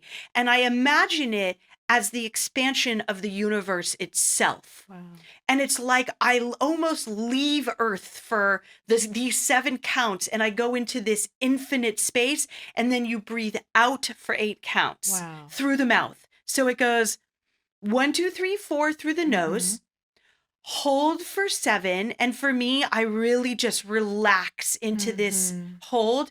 And then you breathe out through the see. mouth. Do it 4 times. And I will tell you, if you do this breath work for 3 or 4 weeks in a row, daily, the 4 counts or the 8 counts, your life is going to change. I had a meditation teacher. I mean, I have a meditation teacher that I try to see weekly. And I do like morning meditations now, and he talks about this breath work, how important it is, how as he says, your life will change if you do this. Yes. You will get luckier, Raquel, is what he says. And and what he talks about is just breathing all the way down until your belly, like your stomach, just really just expanding and relaxing. Yeah. It's working. You do expand the capacity in your lungs for it to take in oxygen. Your anxiety will go down. You'll sleep better, but you have to be consistent about it, like as if you were taking a medication. You know, you can't take your medication when you feel like it. But all of this is to say that a small thing like a 4-7-8 breath work can completely get me from one place to another.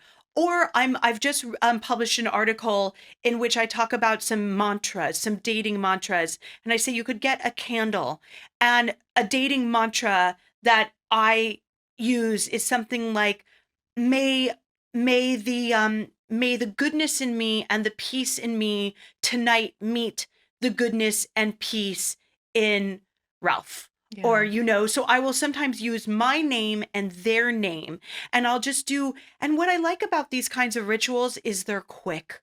Sometimes it can also just be a shower, and, you know, you get your favorite hair conditioner that has your favorite smell, and as you comb your hair out and whatever, and put on your makeup and put on your dress, you let that work day slide. But I am a big believer in small rituals. And herbal tea is a miraculous thing. I love herbal tea. I just ordered some new one. It's called like blue pea flower or something. It's blue tea from a blue flower. It's herbal and it's beautiful, and it makes this cup of blue liquid that's got, you know, no sugar, no calories, good benefits.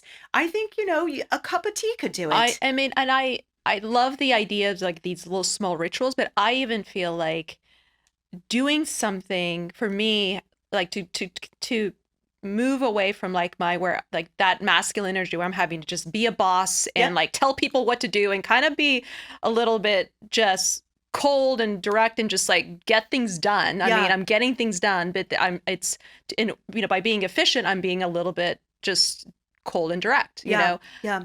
For me, like to get to my more maternal, my feminine, my soft, like my much more girly self, Yeah. I've discovered like just a workout, like going to the gym or doing a mat workout or going on a 5 mile run. Like that's something for me, that hour Yeah. of just like physical exercise, Yeah.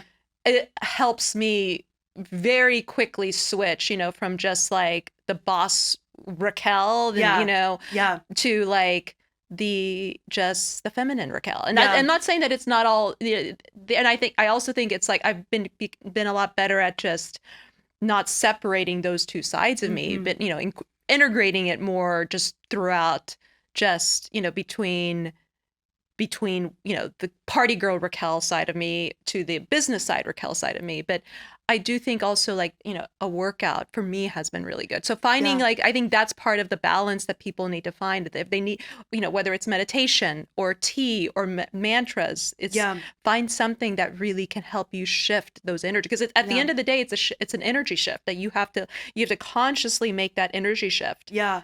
I think one of the most important things women can do to get more in touch with their feminine energy is to, and this sounds shockingly simple, the way meditation sounds shockingly simple, but turns out to be quite challenging when you get into it, Yeah. is to start to get back in touch with your feelings. Yeah. We live in a society that demands us to be removed from our feelings all So of true. the time. So true. And especially with work. especially with Yeah. work. And just Don't take it personally. It's just Yeah. business. Yes, but then you're like, actually, like this sucked. Like I'm sad today, or Right. just I'm a little melancholic. Or, Right. so or watching the news. Yeah, I mean, yeah. you almost have to be unfeeling to exist in society. You have to shut down. And one thing that has happened with all of this shutting down is that we have forgotten how to feel our feelings. And feeling your feelings is a very feminine thing to do. I think a lot of women think men are afraid of their feelings. And they're like, well, I don't want to show him my happiness. I don't want to show him my sadness. He can't see me cry. I have to be like, yeah, whatever, dude, fine. I fully disagree. I think that being in touch with your feelings is very feminine and very becoming to men, because what it allows them to do is to know on some level you're granting them a permissiveness that they then know that it's okay for them to be them. If it's okay for you to be you, you've just told them subliminally it's okay for them to be them. And then suddenly they're going to really like being around you. But the first part about all of this is getting in touch with your own feelings again. Yeah. And I think that's hard to do. You really have to think about it. So I have this vision in my mind. It's almost like my heart is like a racing horse, and the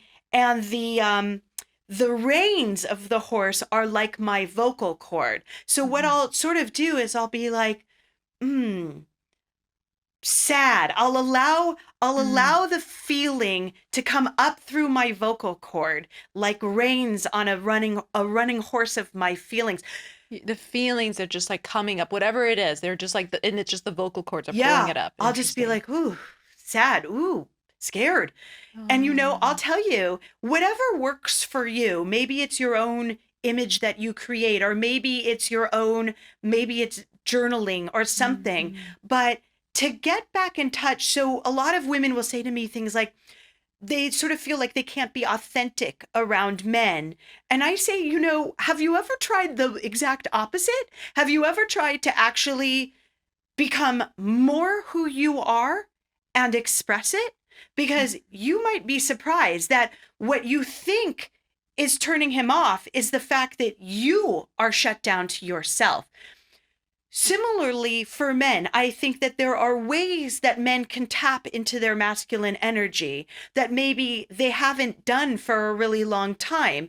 And maybe that is going to be part of what allows them to catalyze success again. So these things they're tools, by the way, and it's very hard to master. Just there's no like, oh, I got it now. Like, oh, check this box. This is something you're at work at all of the Oh, time, getting better at, working on, and that you're going to fall and falter in yeah. sometimes. No, and I remember when I first started meditating, like I could barely meditate 5 minutes.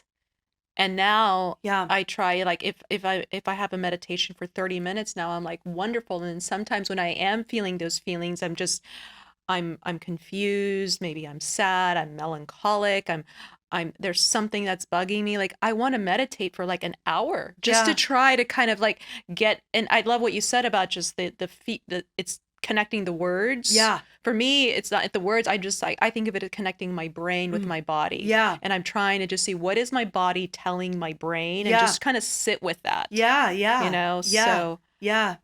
I feel like that's so important. Yeah, I think it's and then I think on some level too, we live in perplexing We times and do. life itself is perplexing. Yeah. And it's okay just to come down to the fundamental understanding that you just maybe sometimes don't know. And you have to, before, I think too, is just the idea of before you can love anybody else, be ready to love anybody else Yeah. or date anybody else. Yeah. You got to love yourself. Like you Yeah. got, and it's never, I mean, it's a constant agreement. You're constantly rediscovering yourself. That's right. But you have to start with there and really honoring who you are, even your flaws, and loving yourself. Yeah. I think only and realizing that it is up to you to seek happiness. Like Yeah. nobody, you might meet the most amazing man in the world. I might meet the most amazing man in the world that I want to marry, but then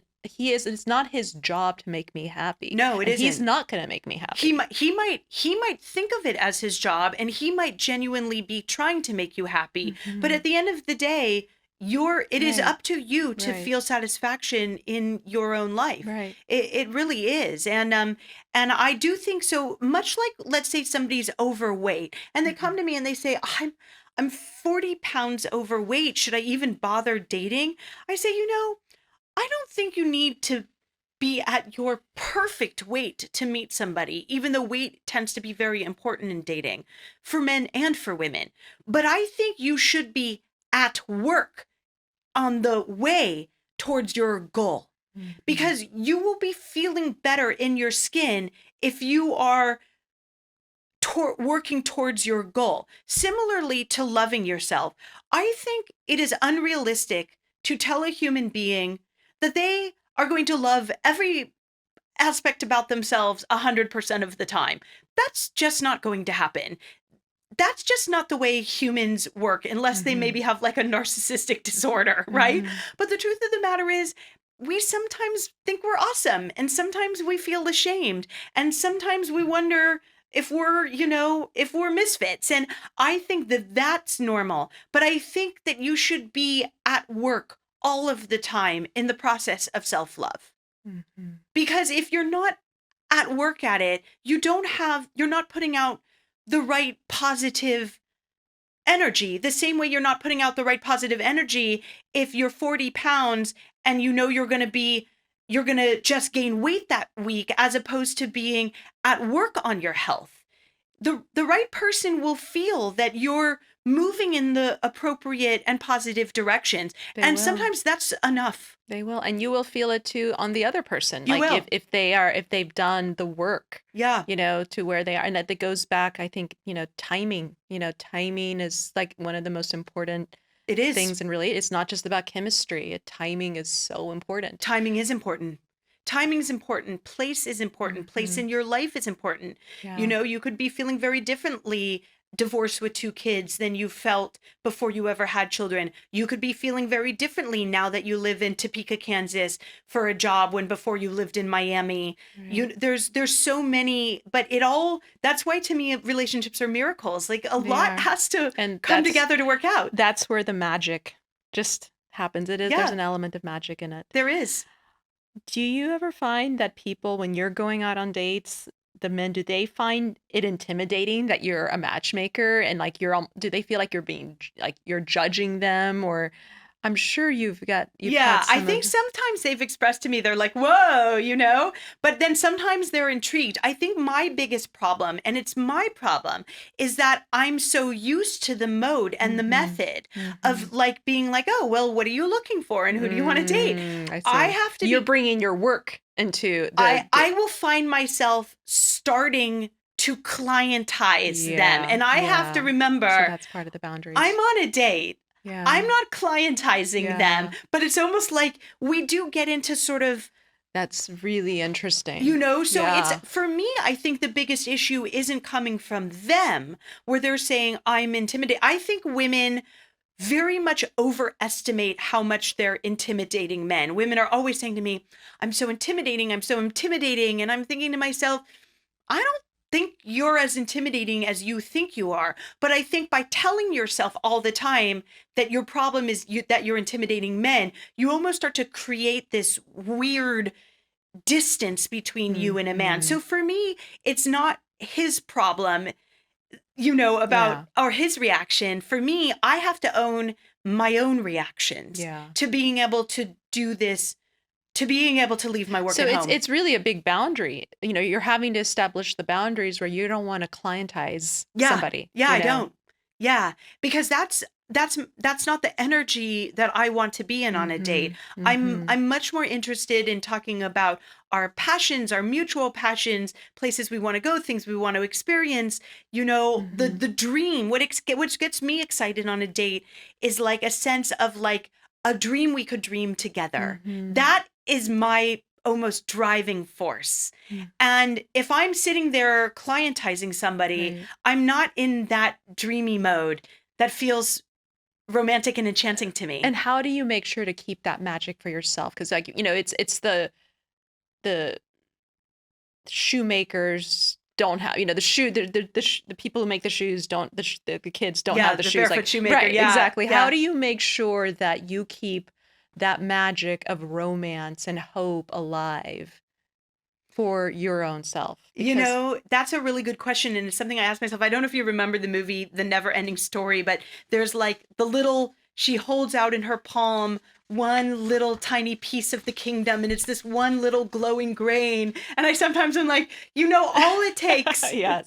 all it takes for the whole kingdom to start again Yeah. is my one glowing grain of hope. And the Yeah. truth of the matter is, I don't think we ever really lose our seed of enchantment and romance. But Mhm.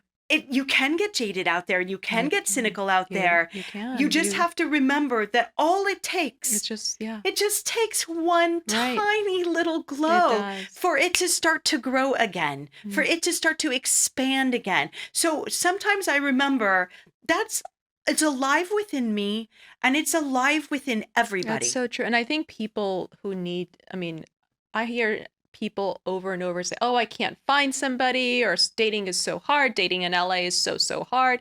They get jaded, they get ghosted.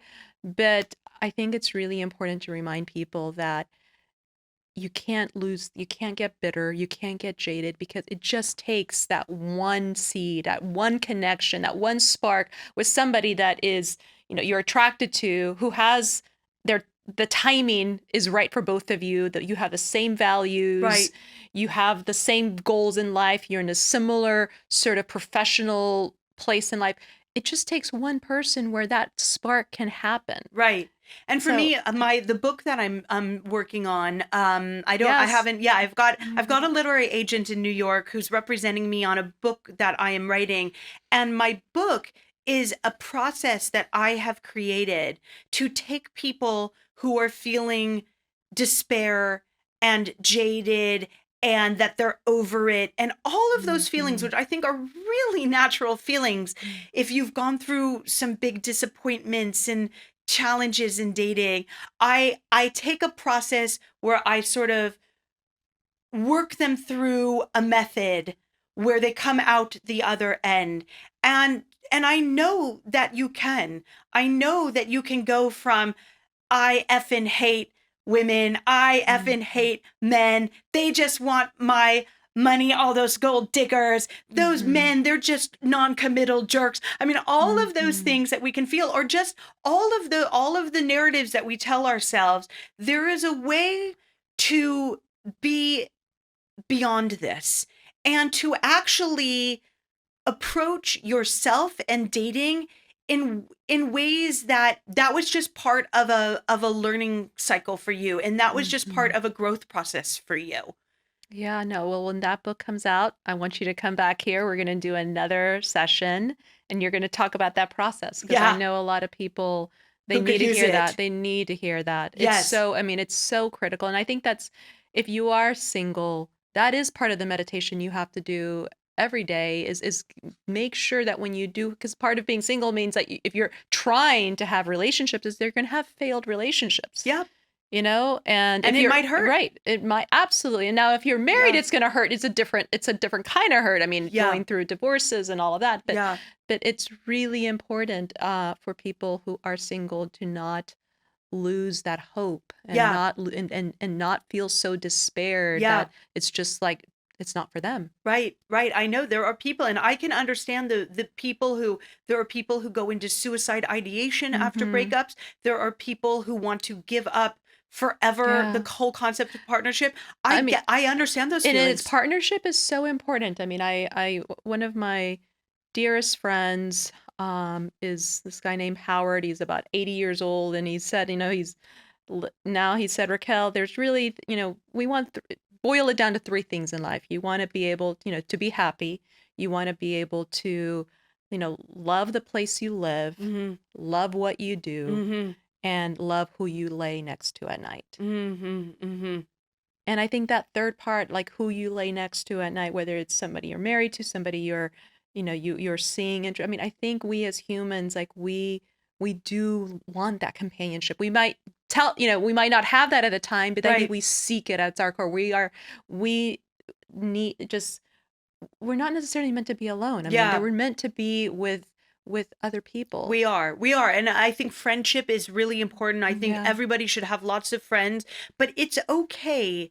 I think some people almost feel guilty about desiring partnership. It's okay to have, this is a fundamental, elemental thing. This is how we have procreated and moved forward and socialized and become the extraordinary human beings who exist in the world today with our magnificent things we're able to invent and create. We need each other, and everywhere we are, we rely on each other in all kinds of ways. And I think it's okay to want that and to not feel badly about wanting that. So, but I do feel that people, that there is something childlike in us, in the ways that we see the wonder in the world, that is similar to the ways that we dream about love, and that those things should never die. Yeah. That childlike wonder of joy of wanting to give and receive love. Yeah. I think should never die. Yeah. I love that. So I want to end with just some questions that we ask all of our guests about balance. Okay. So the first is, what are your top 3 healthiest habits? I get a great night's sleep. Great. So I'm important. a really good, Me I'm too. a champion sleeper. How many hours of sleep do you sleep at 8 night? tonight. Yes. I mean, I'm really a good sleeper. You need 9? I need 9. Yeah. If I'm having if I did a lot of work, then I need in my brain, sometimes I'll take 10, but 9 is good. But I agree with you. Yeah, 8. I probably typically get 8, and I don't know what I would do without it. I'm so I feel it's really a blessing to be able to sleep well. Yes. I think a lot of people, they suffer from insomnia. They do. And they get, and it affects their whole life. I will say there's times where it's like I get up, I have to get up and I read for an hour. Me too. Or I journal or what. I mean, but me too. But I have to just do that because my body can't sleep. But so I think sleep is really important. That's great. Okay. Yeah. And similar to not feeling badly about things, on the occasional night where I can't sleep, instead of feeling terribly about it or having anxiety about it, I just remember that for many years all over the world, that was natural. Human beings were up some during the night and Yeah. up some during the day, and not to stress out about it. You don't want Yeah. that additional runoff. Yeah. You just want to be able to say, okay, so this is the way it's going to be tonight. You read. Bodies are bodies. Yeah. You do. I do a lot of I love podcasts. So you do a Ironically, podcast when you can't sleep? I love Malcolm Gladwell. Oh, he's I so loved smart. listening to him and some other ones. So let's see, my other healthiest habits. I'm definitely and always have been a big exerciser. Good. So, nary really a day goes by that I don't do. And you do a lot of hiking. I do a lot of hiking. I got a stationary bike now, not a Peloton, but just like a little stationary bike. And I hadn't had television in decades, and I decided to finally get television. But I told myself, if I'm going to get a television and hook up to Hulu, I'm going to buy a stationary bike, and if I'm watching TV, I have to be pedaling. I think I've pedaled across America and back like several times at this point. So I pedal in front of the TV shows that I like. I'm pedaling. Well, you live in Aspen now. Yeah. So you get to now go on amazing hikes in Aspen. I do. So I'm outdoors a lot. It's great. So let's see, other healthiest habits. I think the healthiest habit that I have, and I've gotten much better at it over the years, is I ground in gratitude. So when I'm beginning to feel distressed and upset or envious, because I can deal with envy, and especially in a lot of the circles I move in, there are people who have so much.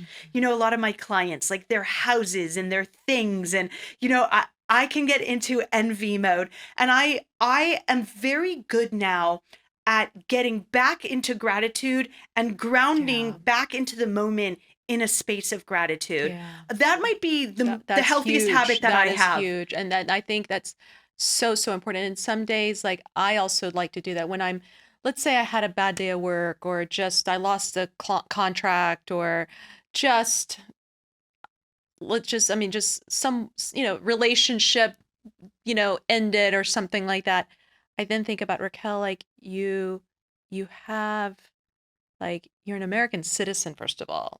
I grew up in a third world country. I was born in a third world country. I think about just even how lucky I am to just live in the United States. I think about just how lucky I am to have a roof over my head. I mean, I think about how lucky that I have a way to make a living. I mean, so I think about these things of just these base, what am I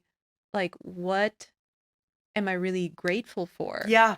That are just so base that I sometimes just take for granted. My health, I take for, I really start to have gratitude for my health, because I feel like a lot of people, when you are not healthy, you can't really be focusing on all these other problems. You can't. You just have to focus on getting better. And I know you are something of a global traveler, as I am, and I have around the world gone to many palaces of kings and queens. And I will tell you, most middle-class Americans today live a significantly better life than the royal families for centuries around the whole world. We have better health. We live longer lives. We have better nutrition. We have more variety of nutrition. I mean, we really live good lives, but it's easy to start forgetting these things. So I have gotten, for me, the training back into grounding and gratitude's been really important and keeps me healthy. And I think that's another just commonality that we share, and it's partly, I think, why we became such great friends, is because of just that love of travel and what travel teaches us. And growing up in not only a third world country for 10 years, but also just traveling the world and seeing how grateful people are who have so much less than what we have. Yes. And that reminds me is just to be like, Raquel, you have so much gratitude. Yeah. Gratitude is a really good, healthy habit. Yeah, I love that. The more you can train yourself to be in gratitude, the better. So on the opposite of that, I also have a principle that says you need to have some healthy vices. Okay. You need to have things that are not necessarily good for you. Okay. But that bring you great joy. Okay. So what are yours? Cocktails. Cocktails. You're a Absolutely. drinker. I'm a foodie. Yeah. I always say like poker and food are my vices. Yeah, I love a cocktail. Okay. I really do. And I try to be careful because like it's like a lot of sugar, you know? But definitely for me, a beautiful cocktail is a beautiful thing.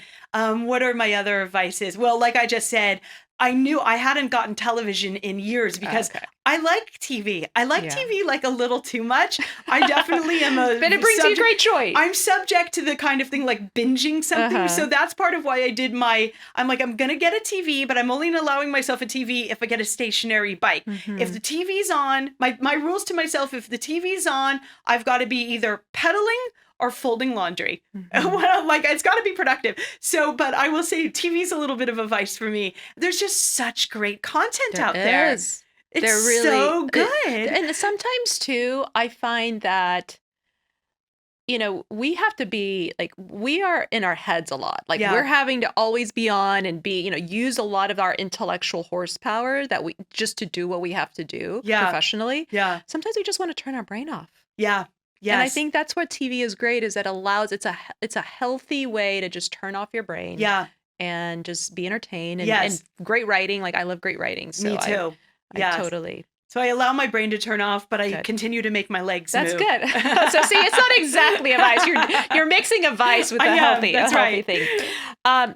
We talk about a small thing you do every day to try to achieve balance. Well, you talked about the breath work. I love that breath work. Yeah. How many times a day would you say you do it? Does it no start more than 2? Okay, no more. And do you have like a routine? Do you wake up doing it? Or do you just do it whenever you have, like whenever you feel like I do it whenever. Really? A lot of times it's like will become sort of like late afternoon as I'm beginning to be in that sort of like, oh God, slumpy feeling. And then I'll just go and I'll do my breath work and I will feel fully revitalized. Or if I need it as a ritual for something, if I need to calm down for something, I'll do that. So those are tell me the question one more time. The small things you do every day to achieve balance. The small things I do every day. It's very rare that a day goes by that I don't allow myself some kind of socialization that has nothing to do with progress or work or it might just be texting one friend some stupid bitmoji or going out to a local restaurant to have a salad where I know I might chat with somebody else there, or I need some socialization every day, a little bit. That's great. And that's great that you realize that. Yes. That's wonderful. Yeah. What does wealth mean to you? What does wealth mean to me? On the bottom level, it would mean not worrying about money, not having to do something like be up at night with, you may worry about the longer term or how you're going to like make it all work and everything like that. But for me, I don't want to have to worry about making my bills and my mortgage and my car payment and maybe being able to go out to dinner or take an airplane flight or something like that. So on the base level, that's kind of wealth. And that's, of course, completely financial. On other levels, there's things like, I think wealth could be defined as something like knowing you are leading the life you're supposed to be leading. I think if you can get to that point and really maintain that mentality with a lot of frequency and a lot of duration, you've just kind of #1 life. Yeah. If you had to put a message on a billboard and it just was a short message, less than like 10 words, what would that message be? Any message about anything. Anything, yeah.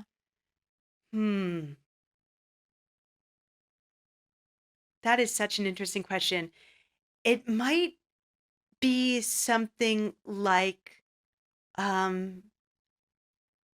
see beauty. See beauty. You know, especially because I work in a world where there's a lot of rejection and a lot of saying no and a lot of judgment. And I think it's important to remember that beauty is in the eye of the beholder. And if you look at somebody the way their loving mother looks at them, or you look at somebody the way their adoring dog looks at them, Mhm. maybe your entire world will open up. And what if you looked at yourself the way your best friend looks at you? Mhm.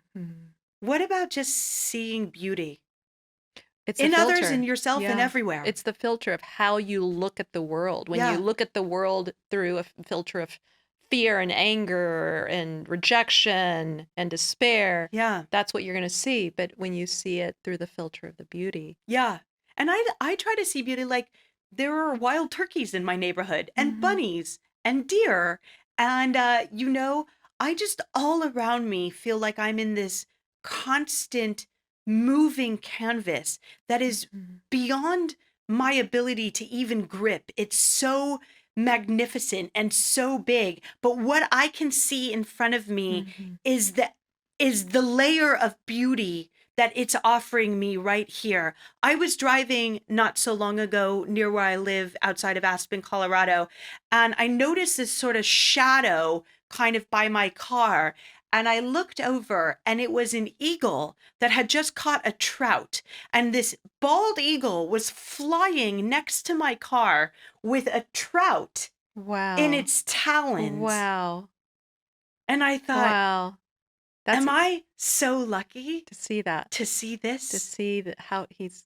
But you could almost see something like that every day. You may not need a bald eagle that just caught a trout, but Mhm. something happened today in your day worthy of poetry. Yeah.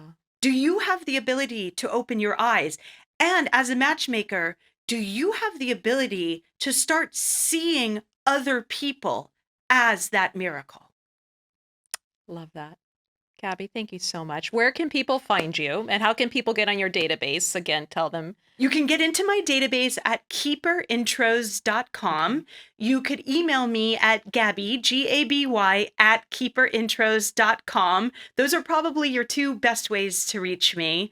Yeah, email and my website, which also allows you to And on email me. social, where can people find you on social media? So I have an Instagram that I should post a lot more on. It's Keeper Intros. I've really like it's been months. I got to get to it.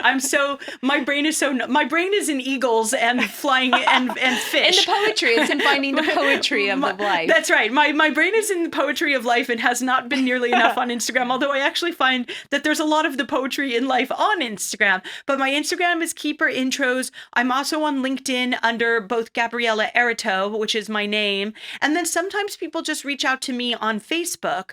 You can message me on Facebook. I'm Gabriella Aratow on Facebook. I don't have the business account set up, but a lot of people do come to me, and I do write a lot on my Facebook page and do a lot of seeking of candidates for clients on my Facebook page. So Gabriella Aratow, feel free to reach out to me and send me a Wonderful. note. Well, thank you so much, Gabby, for being here. I'm Yeah. so excited that we were able to chat with everyone watching. And thank you all for watching. If you liked this podcast, please click the like and subscribe button. The YouTube overlords like it, and it helps this podcast be found to other people like you.